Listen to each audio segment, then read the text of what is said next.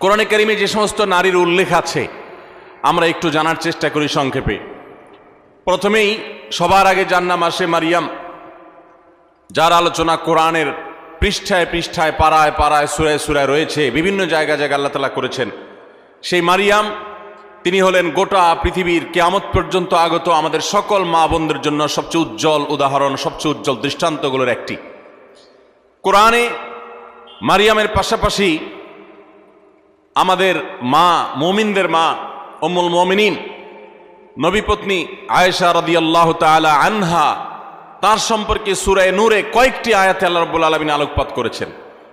আমরা অনেকে জেনে থাকব আয়েশা রাদিয়াল্লাহু তাআলা আনহার চরিত্রে কালিমা লেপনের অপচেষ্টা এবং ঘৃণ্য কর্ম করেছিল মুনাফিকরা।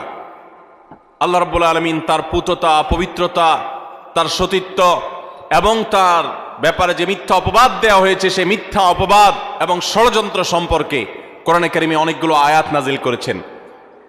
একজন নারী তার চরিত্রে কালিমা লেপন করার অপচেষ্টা যখন করেছে কিছু সমাজের ঘৃণ্য পুরুষেরা, মুনাফিকেরা, আল্লাহ রাব্বুল আলামিন তার চরিত্রের পুততা পবিত্রতা প্রকাশ করবার জন্য, ঘোষণা দেবার জন্য কোরআনে কারিমে অনেকগুলো আয়াত নাজিল করেছেন।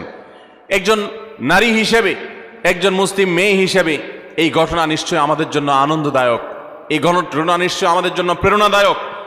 কোরআনে কারিমে আল্লাহ রাব্বুল আলামিন ইব্রাহিম আলাইহিস সালামের স্ত্রী হাজেরা এবং সারা আলাইহিমাস সালাতু ওয়াস সালাম, তাদের সম্পর্কে আল্লাহ রাব্বুল আলামিন আলোকপাত করেছেন। নাম সরাসরি উল্লেখ করেননি, কিন্তু আলোকপাত হয়েছে।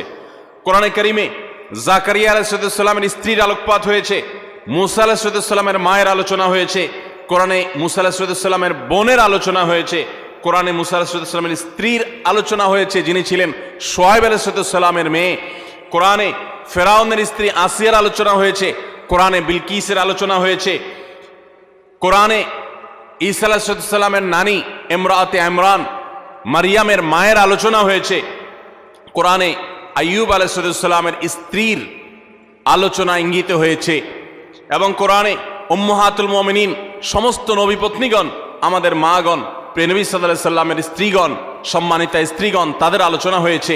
এবং আল্লাহ রাব্বুল আলামিন ঘোষণা দিয়েছেন যে ওয়াজওয়াজুহু উম্মাহাতুকুম, নবী সাল্লাল্লাহু আলাইহি সাল্লামের পত্নীগণ, ঈমানদার তোমাদের মা, তাদের আলোচনা হয়েছে।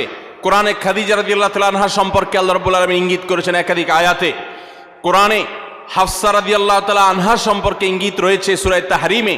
কোরআনে কারিমে যায়েনাব বিনতে জাহাশ রাদিয়াল্লাহু তাআলা আনহা সম্পর্কে আলোচনা রয়েছে। কোরআনে আরো বহু নারীর সম্পর্কে আলোচনা হয়েছে।